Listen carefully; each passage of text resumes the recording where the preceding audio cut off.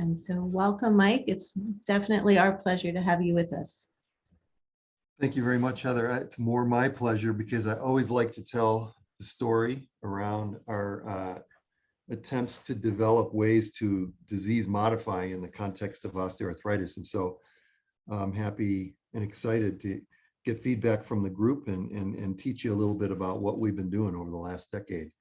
So this is a slide that I like to put at the beginning of these presentations, just because of the green part. This is a paper that was published in the early 1990s, before anybody was thinking about really disease modification on the pathway we're going to talk about today, that led to a realization that parathyroid hormone, which is this endocrine hormone that regulates blood serum calcium and does a number of other things in the bone compartment, it's able to induce growth plate chondrocytes, which are a type of cartilage cell, to make matrix, particularly proteoglycan matrix. And these folks in this picture, they're all my mentors, actually. I was a graduate student at the time that this paper was published. And they have, I think, been the seminal drivers of a thought process that maybe we ought to be paying attention to this pathway as a way to induce chondrocytes to make matrix. And so that led to work that was so long ago, even when I was a graduate student, that I published as a graduate student, to really drill down on even this at the signaling pathway level, how that effect that was published in that earlier manuscript might actually play out when you activate the receptor and you induce signaling pathways. And this, just some pictures from those papers, which really aren't important for today's discussion, except to say this, that even in the early 90s, we were thinking about how can we make chondrocytes activate signaling pathways that are going to actively then lead to the production of matrix. And this has since then been the focus of my career, really. So a lot of years went by and we didn't pay too much attention to the data. We didn't really get a lot of critical mass behind trying to approach anything beyond just some basic science publications in animal, or really in that case, cell models. But in about 2009, we actually had this idea emerge in a lab meeting. A group of us were just sitting around spitballing on one idea or another and not really thinking about PTH.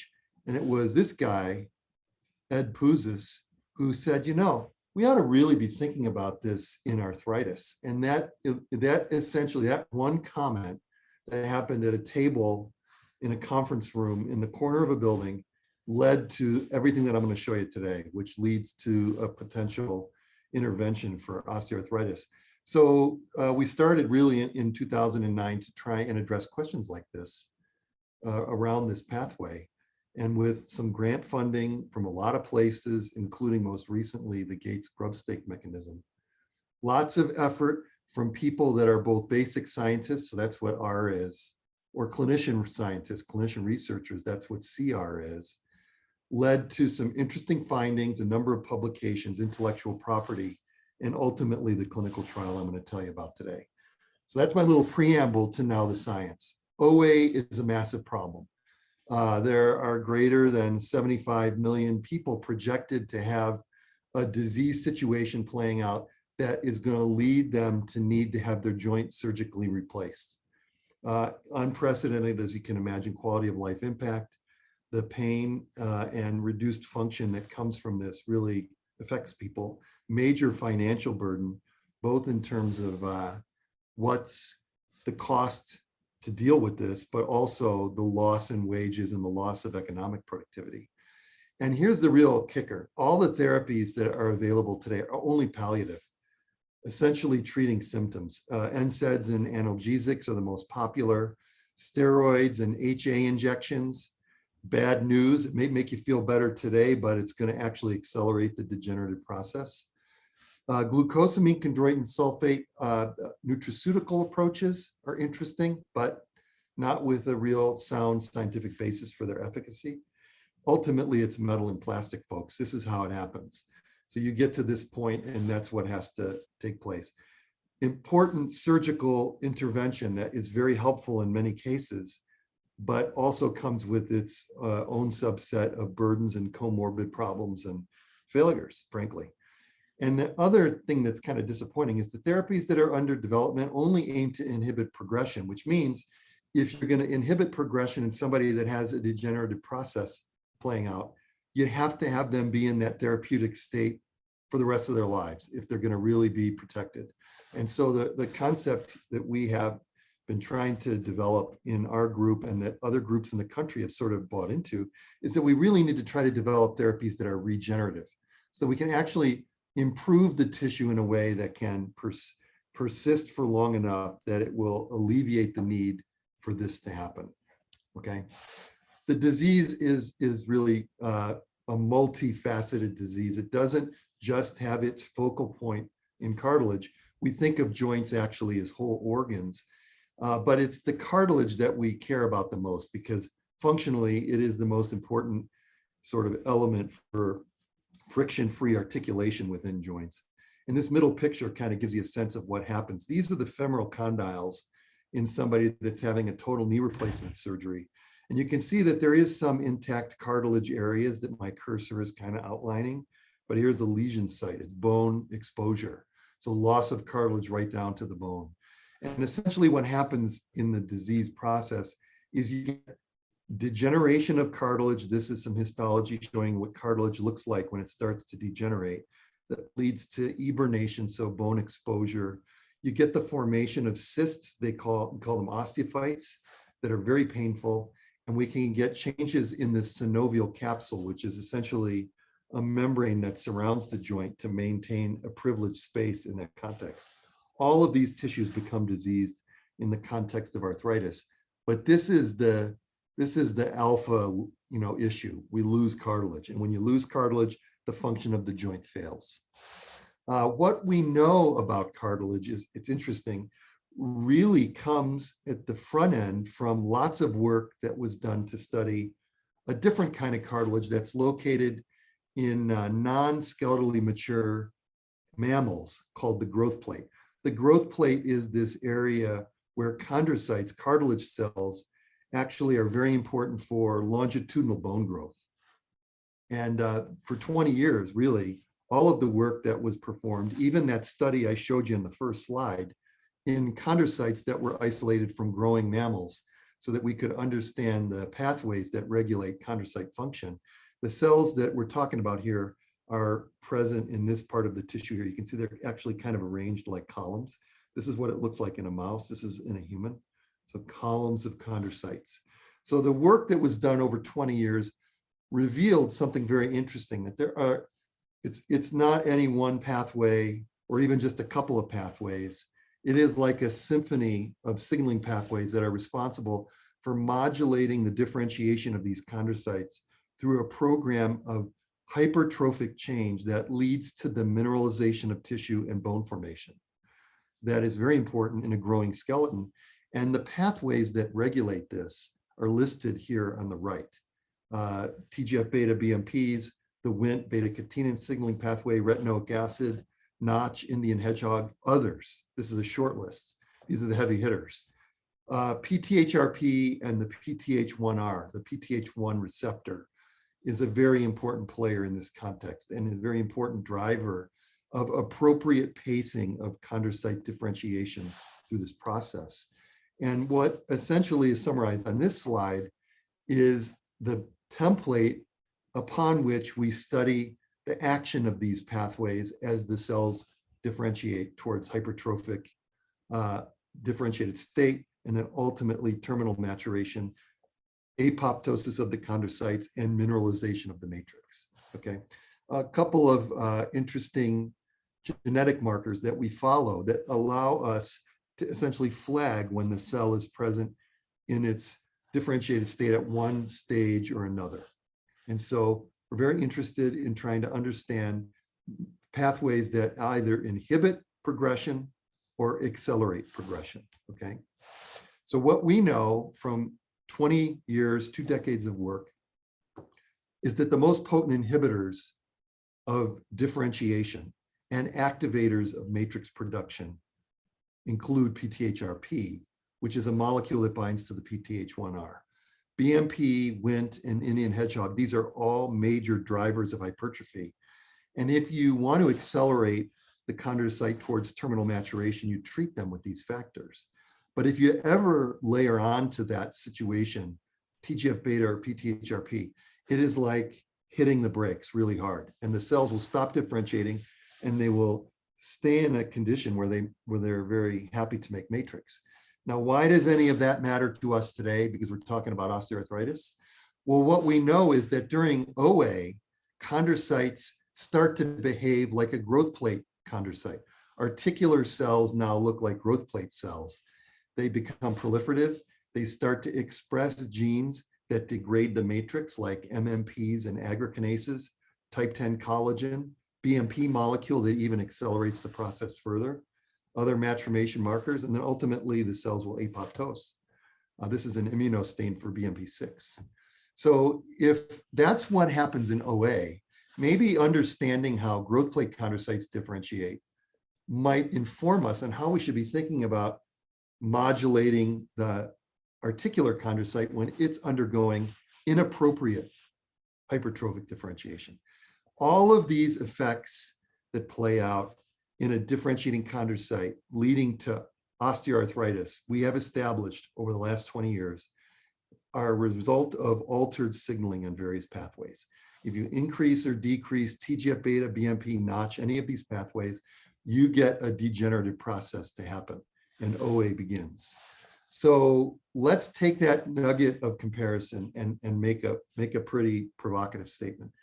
If we want to understand how to stop OA from happening, maybe we should learn from what we know in the growth plate and apply it to the articular chondrocyte, and actually try to intervene in a way that blocks the chondrocytes from undergoing this transition from their normal healthy status to an OA state that's differentiated and ultimately apoptotic. This is what we're really interested in trying to do.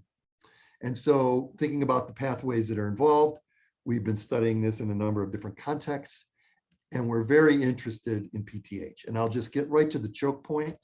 If we want to block the process of OA in articular chondrocytes, which involves this inappropriate differentiation towards terminal maturation, whatever the cause might be, altered signaling pathways, some of it driven by genetics, some of it driven by aging, some of it driven by obesity, some of it driven by injury, maybe what we need to do is intervene with the most potent inhibitor of hypertrophy, which is PTH. And if we introduce PTH into the mix, we can actually block this transition to an OA phenotype. This is an inhibition of chondrocyte hypertrophy, chondrocyte maturation is the basis for all of the work that I'm going to talk to you about today. And so where are we with our understanding around this? Well, we know from work done back in the 1990s, really the godfather of this field is Hank Cronenberg, and a number of his trainees over a 10-year period approached genetic and in vitro models, and some of the work that we did in our lab, same thing, some genetic and in vitro models to establish two concepts. PTH1R signaling, the receptor that is activated by PTH or PTHRP that inhibits that differentiation paradigm in chondrocytes.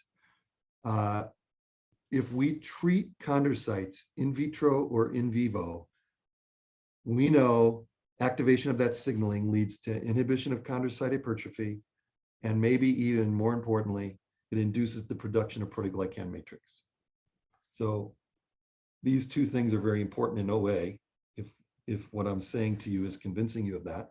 And so since those are the two biggest problems in the context of OA from the perspective of the cartilage, maybe PTH could be useful as a silver bullet to solve both problems.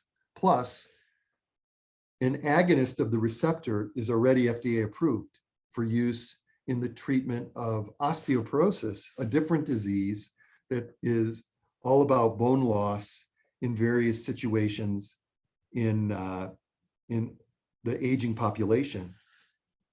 Maybe we can find a new indication for Forteo in the context of osteoarthritis, and it can actually be valuable in two contexts.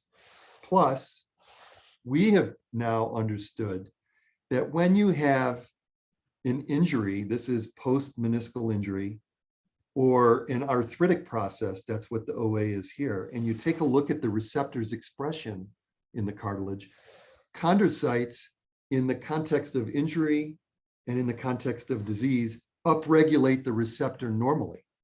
The receptor is not highly expressed in healthy tissue. So that's like an endogenous targeting. If we have an OA disease process happening in your knee joint or in your hip joint, the chondrocytes in that process will have upregulated PTH1 receptor expression. And that increased expression of the receptor in that context will actually be like an endogenous targeting. So let's talk about this. We have activation of this receptor, blocking chondrocyte maturation and inducing production of matrix. We have an FDA-approved drug in another context that could be repurposed. And we know that when the disease happens or when injury happens, the receptor is turned on, targeting the region where there's a disease happening to be responsive to the ligand. These three things led us to really ask a question around how we could maybe intervene. And the way we did this is essentially in one very simple scenario. It is in post-traumatic osteoarthritis, which probably accounts for half of OA situations. If you have trauma to a joint, in this particular picture, you're looking at a knee joint, that trauma really increases the likelihood that you're going to develop osteoarthritis. And let's use that as a model to study the biology of what we're proposing here in an animal situation. So what we performed is an injury that we like to call the meniscal ligamentous injury. Basically tear the medial meniscus. So the meniscus are these cup-like structures that actually perform some stabilizing role in the joint, where the femoral condyles, like two knuckles, sit into a sort of pocket that mechanically is very stable when the meniscus is healthy. We injure the meniscus and we tear this medial collateral ligament. We tear the MCL. And then we watch what happens over time in terms of disease progression, and then designed an experiment where we could intervene with an agonist of the PTH receptor. So what happens when we injure a mouse using that surgical approach, we see, just like in humans, increased expression of the receptor. So this is by mRNA of the cartilage. I think that the immunohistochemistry is a little bit less convincing, but when you look histologically at the cartilage, these are articular chondrocytes. This is at a stage of disease where you're already seeing changes in the sort of surface of the articular cartilage. This is compared to healthy cartilage. But if you look at mRNA, mRNA is up several fold. So just like in the human situation, we have increased expression of the receptor. And that led us to feel comfortable that we can pose the hypothesis. And our hypothesis was really quite simple. Systemic treatment with teriparatide, Forteo, this agonist of the PTH receptor will decelerate OA-like degeneration that is, in our case, induced by MLI that leads to post-traumatic osteoarthritis. Okay. Our approach was to basically induce the injury and then administer teriparatide at the murine appropriate dose daily, using the paradigm for treatment that's used in humans, and follow what happens in the arthritis using a couple of approaches that are our bread and butter for when we're studying OA process. And I'm going to show you a little bit of data that came from the delayed treatment experiment, which is like the translational experiment in our mind, because we induced the injury in an adult animal at 12 weeks of age, skeletally mature animal, and we waited 8 weeks for the degenerative process to begin. And then we began treatment with the teriparatide at this dose every day for 1 month, and then looked at the histology both at 8 weeks and 12 weeks to compare what's going on when we give the teriparatide to the animals compared to a saline control group. Just to confirm that there was the appropriate bone effect, because remember, this is a bone anabolic agent.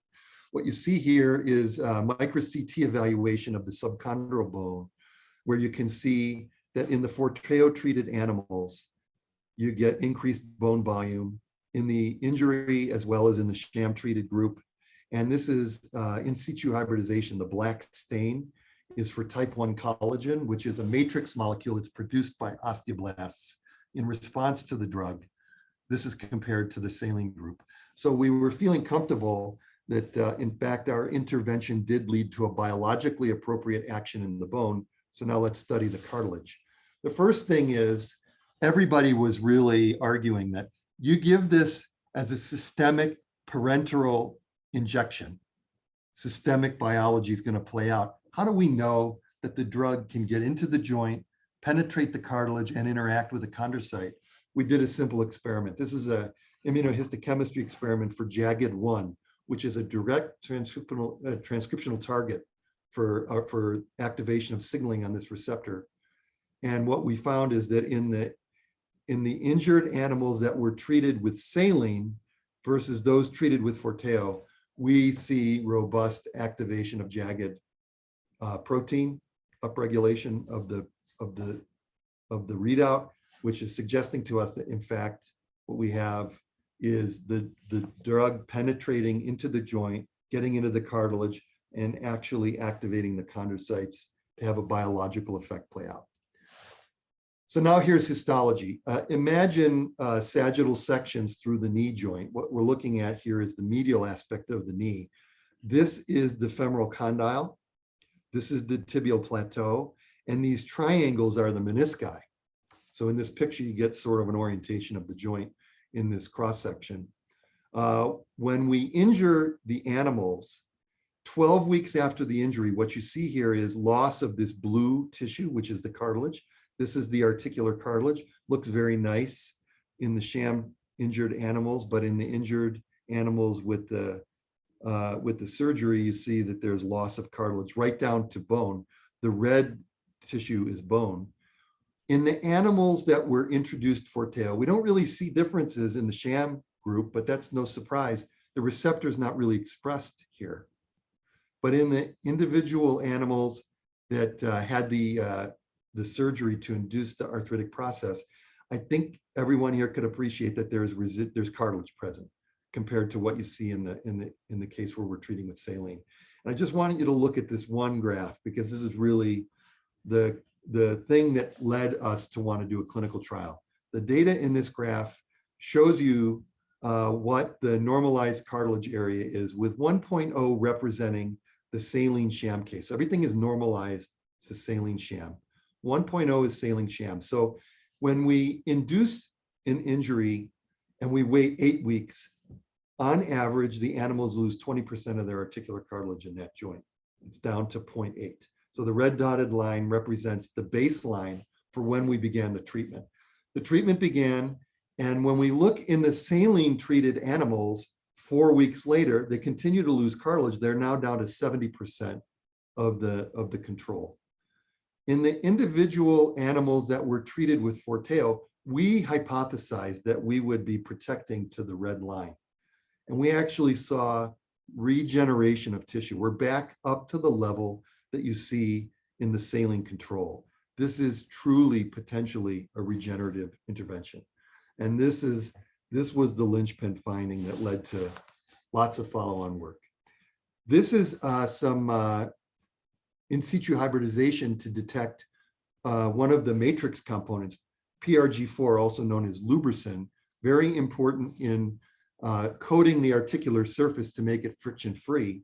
You can see that the chondrocytes in the sham saline, red arrows here, are expressing the mRNA for lubricin, especially towards the superficial zone, the layer that's nearest to the joint space. In the injured animals, not only is that cartilage lost, but the residual cartilage, the cells are not making lubricin. If you give the treatment, we're activating the production of this very important matrix molecule. So that goes along with our regenerative hypothesis.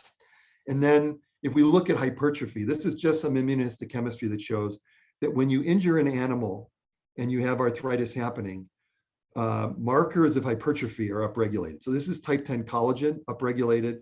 This is RUNX2, a transcription factor that is only expressed in hypertrophic chondrocytes.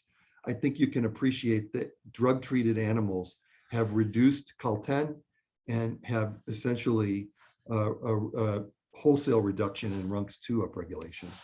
And then the matrix is very important to us. So looking at MMP13, the matrix degrading molecule that removes type 2 collagen increased in the injured saline group, but in the injured treated group, I think that there is a sense that there's a downregulation of this MMP13 expression. And then NITIGE is an aggrecan breakdown product that actually gets internalized into chondrocytes when the matrix is breaking down. I think you can see lots of NITIGE positivity in this immuno in the animal that had the injury and was treated with saline. This is compared, of course, to the sham group.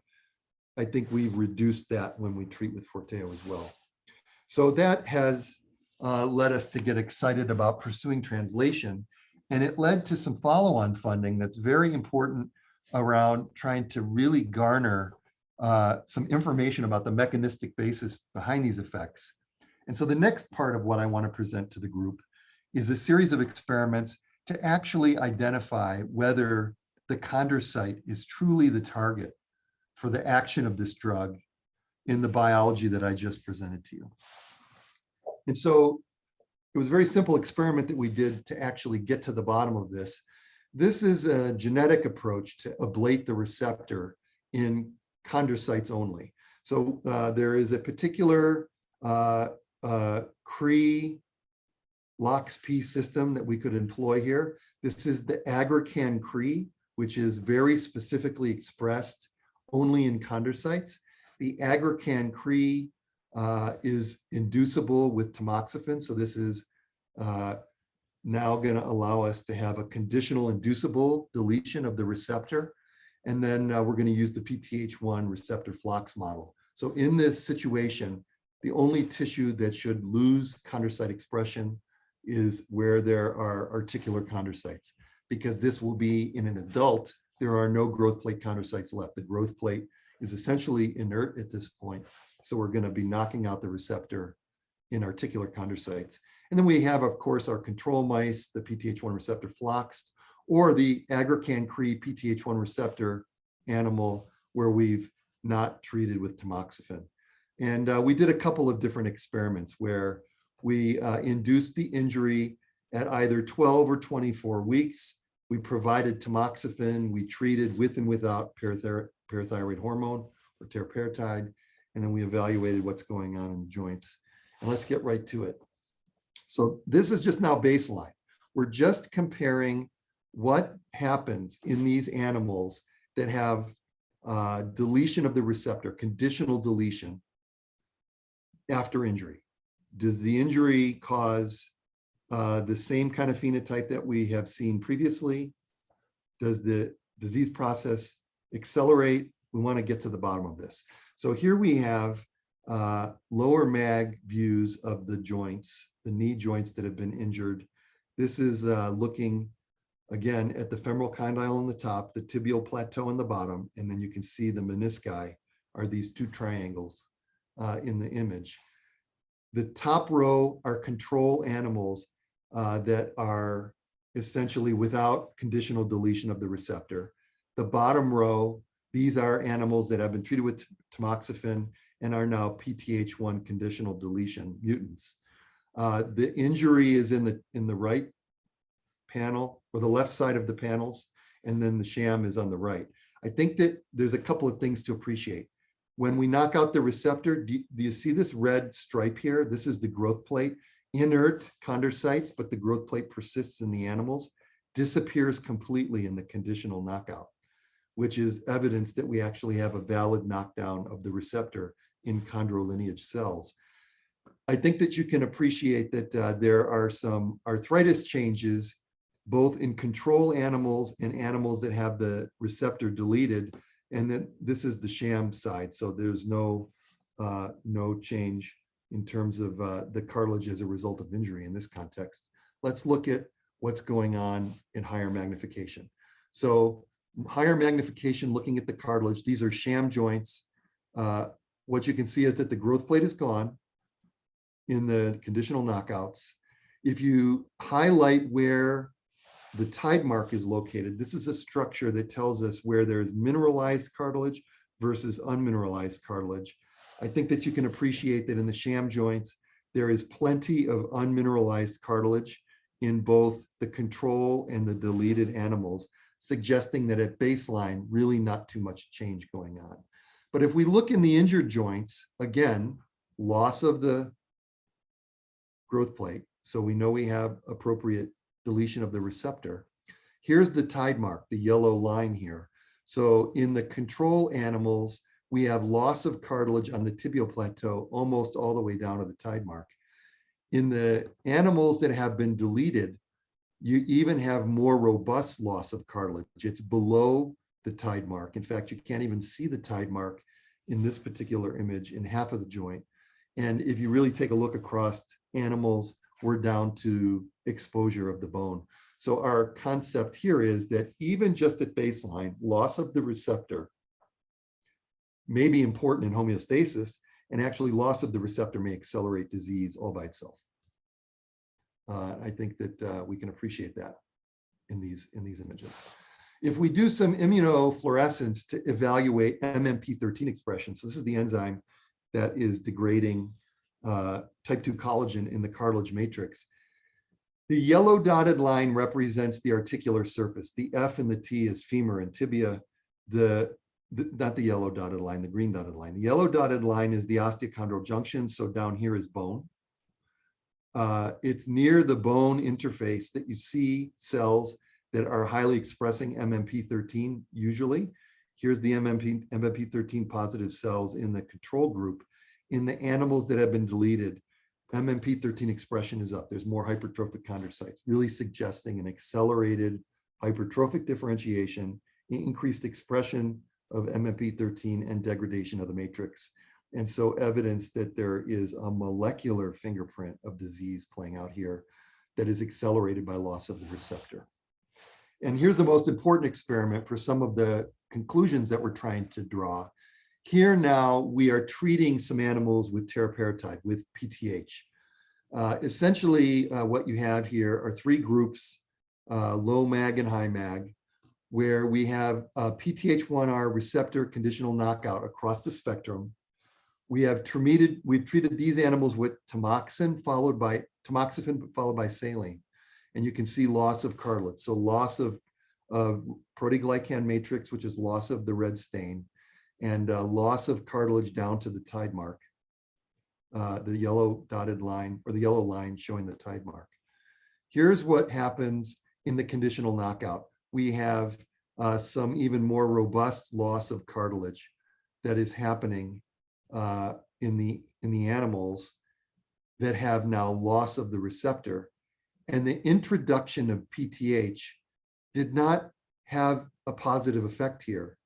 Whereas if we don't treat the conditional knockout animals with tamoxifen, so we don't induce the Cree to delete the receptor in these cells, I think everyone here can appreciate preservation of uncalcified cartilage, lots of chondrocytes that are positively making matrix. What this is telling us is the chondroprotective, chondroregenerative effect of teriparatide is preserved when we don't delete the receptor by not introducing tamoxifen. Whereas tamoxifen introduction deletes the receptor, teriparatide loses its ability in this context to be chondroprotective, chondroregenerative. And so it has led us to conclude that these effects that we see in the animal model probably are due to direct action of PTH, of teriparatide, on chondrocytes via the PTH1R. So we are going to conclude from this that administration of teriparatide intermittently post-MLI protects against OA and is chondroregenerative. And these effects are dependent on activation of receptors in articular chondrocytes. This is terrific. Lots of preclinical data. Lots of people excited about what the implications of this might be in humans. And that led us to then transition our focus to the human situation and led to the question that I'm asking here. Can these beneficial effects play out in the human situation? And so the first thing that we did is really the easiest of all. We obtained cartilage from people that are undergoing total knee replacement surgery. And in some cases, we have intact cartilage. That's where the N is located. Or we have lesion cartilage. And we isolated chondrocytes and did in vitro work to evaluate if we take human chondrocytes out of the human context and we treat them with teriparatide, Forteo, do we see biological effects happening? And I will just tell you that these two regions of cartilage are really quite different. N is normal, L is lesion. If we look at the normal versus the OA lesion, aggrecan expression is reduced in OA, so sites around lesion. Col2 expression is reduced, type 2 collagen. MMP13 is increased, RUNX2 is increased. So this is truly arthritic cartilage, arthritic chondrocytes, more normal chondrocytes. Everybody's diseased, but less diseased. And so this was the model that we used to then study biological action of teriparatide. First experiment that we did is a simple calcium signaling experiment. It turns out that the PTH receptor in chondrocytes, it's a GPCR that activates a G protein that induces IP3 production that leads to calcium release from an endoplasmic reticulum. And what I'm showing you here is that if we have chondrocytes where we're monitoring intracellular calcium, treatment with PTH induces a calcium response. So signaling is active downstream of this receptor on this pathway. Another pathway is also activated in chondrocytes by PTH1 receptor activation. And that involves cyclic AMP response element binding protein and downstream transcriptional activation of target genes. Cyclic AMP dependent signaling on this pathway was evaluated in a Western blot. We actually determined how much phosphorylation of Krebs occurs when we treat with PTH. This is at baseline and then 2, 30, and 60 minutes later.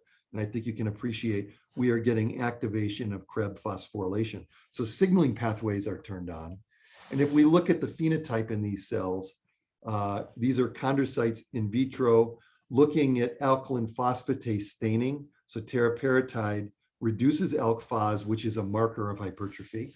And teriparatide also looks like it's reducing RUNX2 mRNA, Col10 mRNA, alkaline phosphatase mRNA in parallel to what you see with these in vitro stains. So we really feel pretty comfortable that what's going on here in our animal model may also be able to play out in the human situation. And then it made us go one step further. And we looked in cartilage explants from people that have had total joint replacement, total knee replacement. This is MMP13 and ADAMTS5 aggrecanase expression by chondrocytes by immunofluorescence. And what we did essentially is took these plugs, these osteochondral plugs, sorry about that, and treated them with either saline or PTH.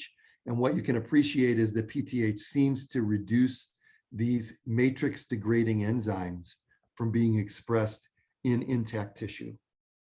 So that led us to the clinical translation part and the last part of what I want to present to you today, which is the clinical trial that is ongoing, or that is in the final sort of stages, ongoing in terms of analytics, I guess is the way to put it. So here's the structure. We recruited people into an experiment that we randomized to two groups, placebo-treated individuals or Forteo-treated individuals that would, for a 6-month period, administer to themselves daily injections of either saline, which is the placebo, or Forteo, which is our drug of interest here, right?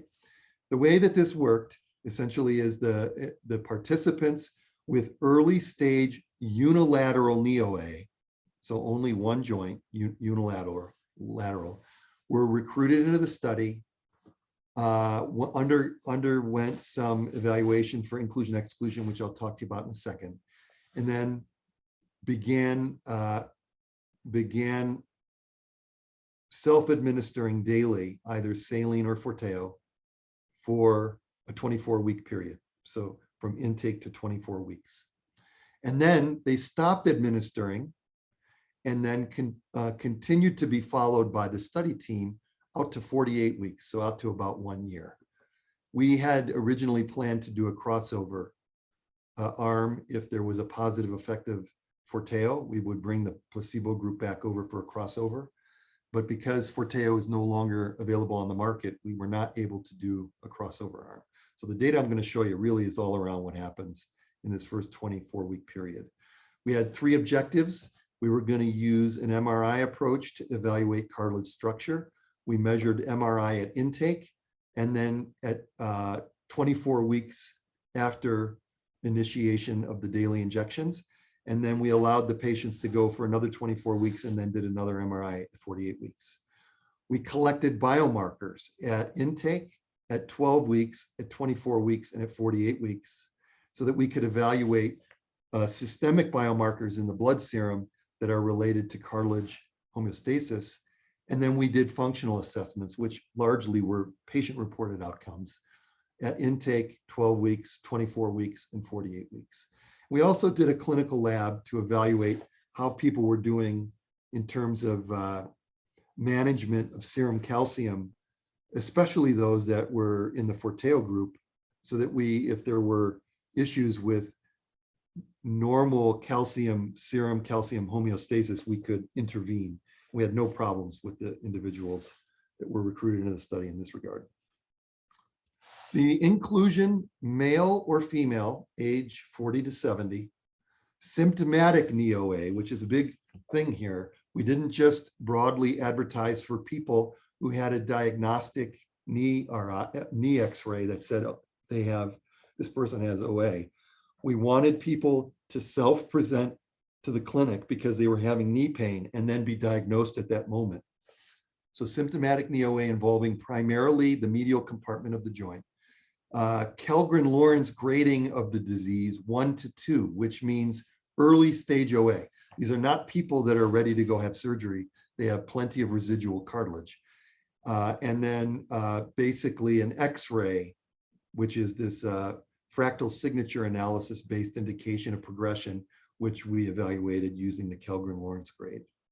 Exclusion, there were a bunch of these, including hypercalcemia, metabolic bone disease, malignancy, dementia, other types of arthritis, RA, psoriatic arthritis, spondy, if you had an inflammatory disease, colitis, psoriasis, lupus, chemotherapy, radiotherapy, standard MRI contraindications. And we tried to follow people that were higher BMI or had an angular deformity as a potential covariate in our analysis. So the main thing that we wanted to do is evaluation of cartilage structure. This was our primary outcome. We have a collaborator at Duke University, Lou DeFreight, who is a guru in this field, and he has been very instrumental in all of the data that I'm about to show you. He has basically been the driver of our evaluation of this primary outcome. Biomarkers that we were very interested in following up on are listed on this slide. In the end, we're actually pursuing 3 biomarkers: serum hyaluronin, which is a marker of chondrocyte hypertrophy. You can measure that in the blood serum. Serum type 2 collagen C-propeptide, which is basically a marker of cartilage anabolism. So when chondrocytes start to make type 2 collagen, they have to process the peptide in a way that you get this propeptide that then makes its way into the circulation and you can measure it. So we're going to measure that. And then serum type 1 collagen N-terminal propeptide, which is actually a measure of osteoblast production of type 1 collagen as a compliance measure. Because these people are randomized blindly to 2 groups. We don't really know if our folks are going to be taking the Forteo as we've asked them to take it.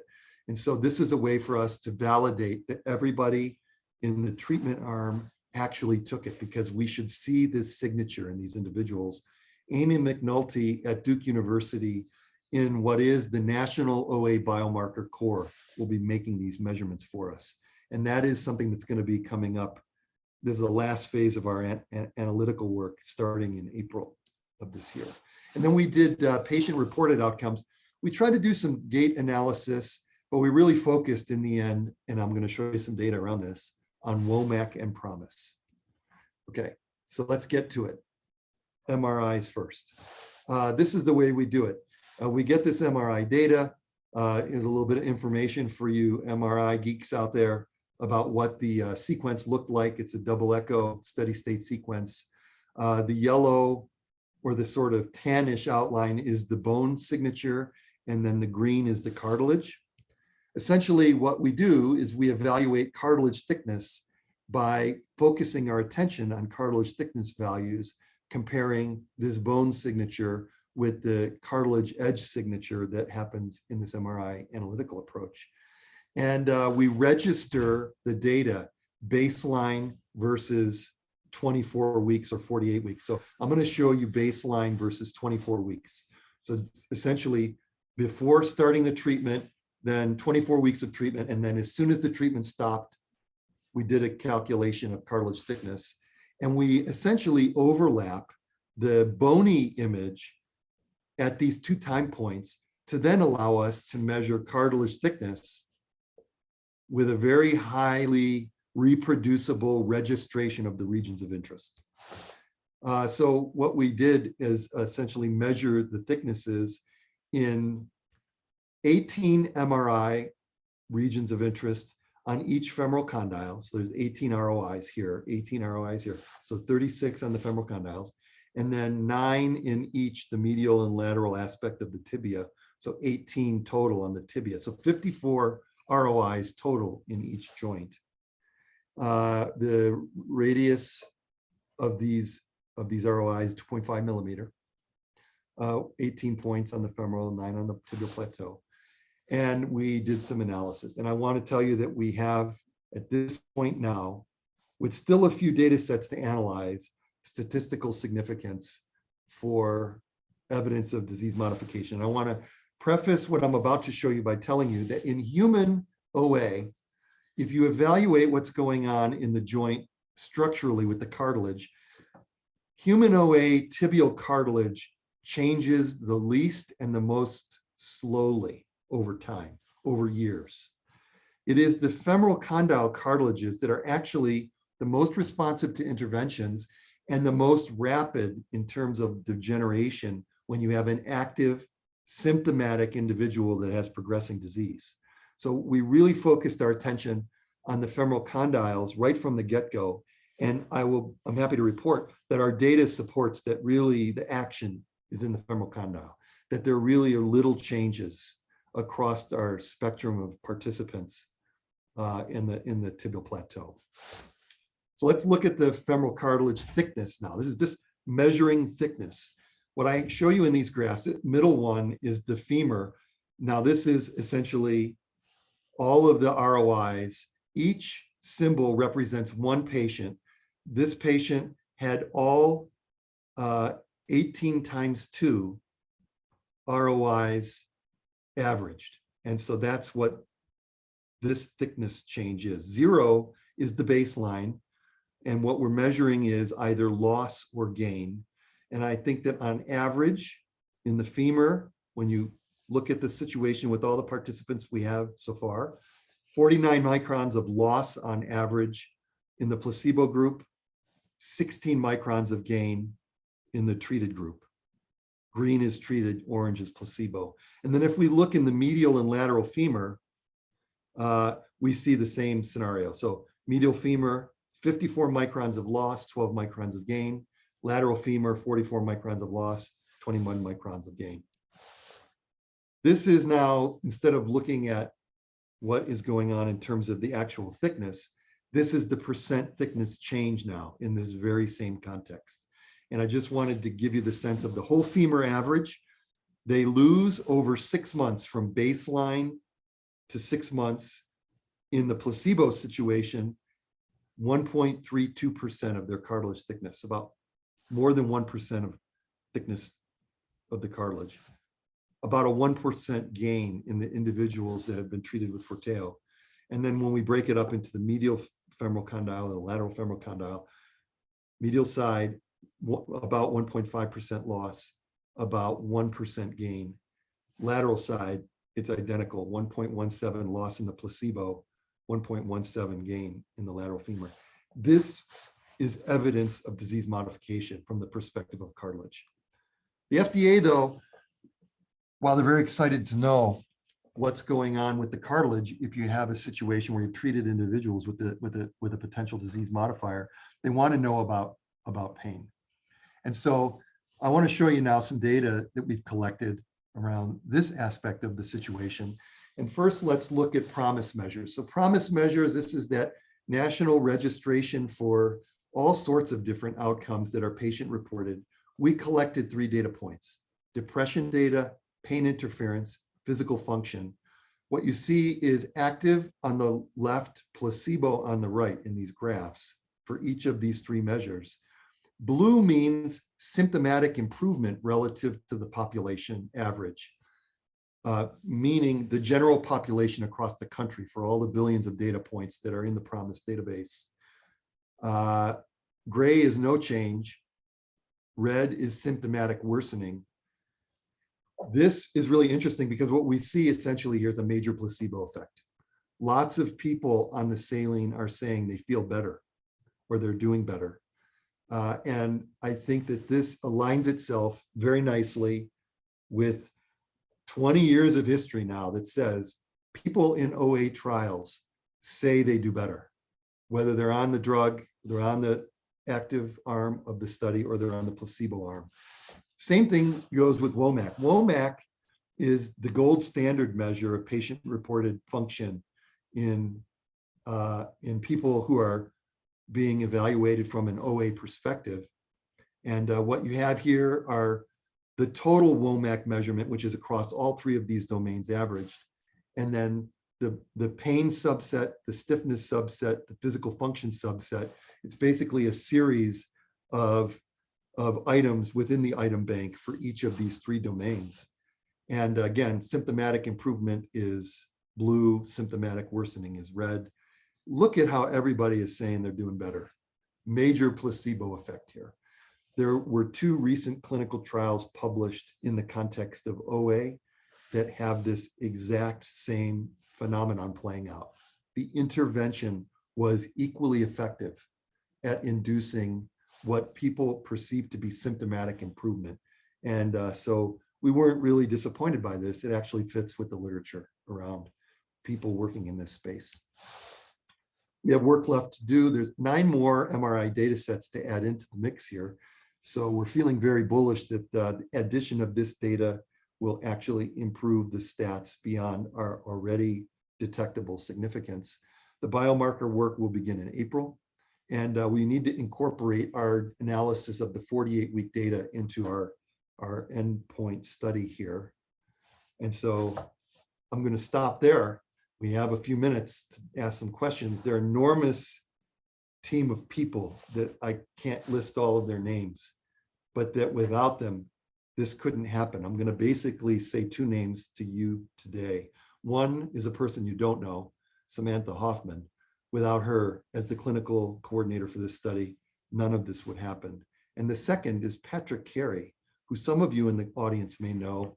He is the one who has driven analysis of our functional measures and the PROMIS and the WOMAC data that I just showed you. He really put the pipe wrench on that and provided information around our analysis in that realm. So I'm going to stop there and ask folks to ask any questions they have. I'm happy to stay as long as you want me to stay.